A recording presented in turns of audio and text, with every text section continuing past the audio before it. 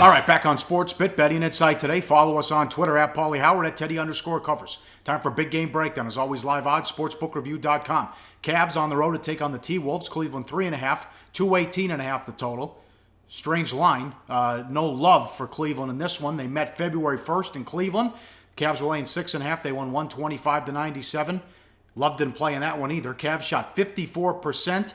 Kyrie had 14 assists. LeBron had 12. They're already without J.R. Smith and Shumpert. And no love. You're puzzled by this line as well, Teddy. Well, if you remember the game, and it's one of those things when you look back at the box score, you go, oh, yeah, I remember that game. And the Cavs had 37 assists versus only 10 turnovers. And it was when, both Irving and LeBron had double-digit assists. And after the game, Coach Tibbs went nuts on the T-Wolves. He's like, look, we got to play some semblance of defense against somebody.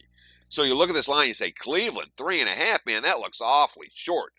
And you can count on there being a lot of public money on the Cavs tonight. But from a spot perspective, you have a Minnesota team that's going to be interested in this one. They get Cleveland coming to their house the only time all year the Cavs travel to play in Minneapolis. Cleveland missing several key bodies, as you talked about.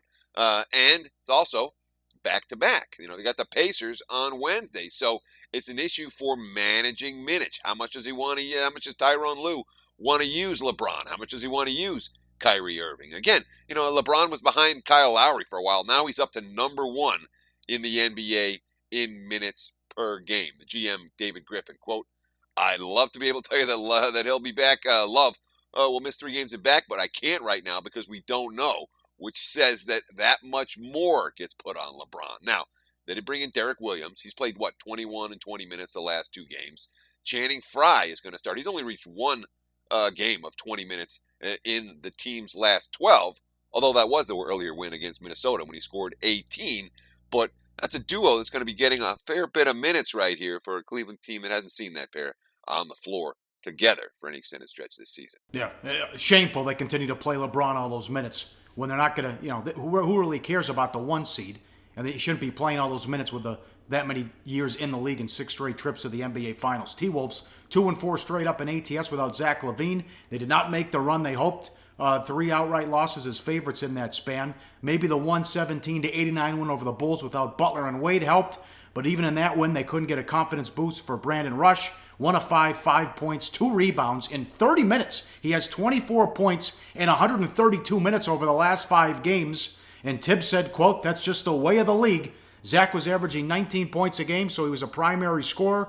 We can't replace Zach individually. We have to do that collectively. Everyone's capable of playing D. Everyone's capable of rebounding, sharing the ball. So if we do those things, we'll be in position to win. That's what it takes to win. End quote. And we're hoping that they were going to get a winning streak going. This team has been a major disappointment, Teddy. Well, yeah, and it's been the defensive effort. But, the injury to LaVine is a difference maker in the one sense in that Brandon Rush hasn't been able to fill his shoes. And it's been pretty clear. And when you lose 3 times outright as favorites during this little, stretch before the All-Star break that you had circled, hey, we're going to have a chance to make some noise in the standings right here. We're going to have a chance to move up. We have some relatively weak teams that we're going to face. And you go 2-4 straight up and against the spread, and you lose 3 times as chalk in those games. It's a confidence sapper. It is. But, the fact is they did have that blowout win over Chicago. They do have a little bit of momentum in a positive direction here. And this line is telling us there are those out there that expect this game to be far more competitive than your average fan might think. I think we see a pretty good effort from Minnesota tonight. Don't respect the odds maker in that one. They usually don't do it as well. Good rule.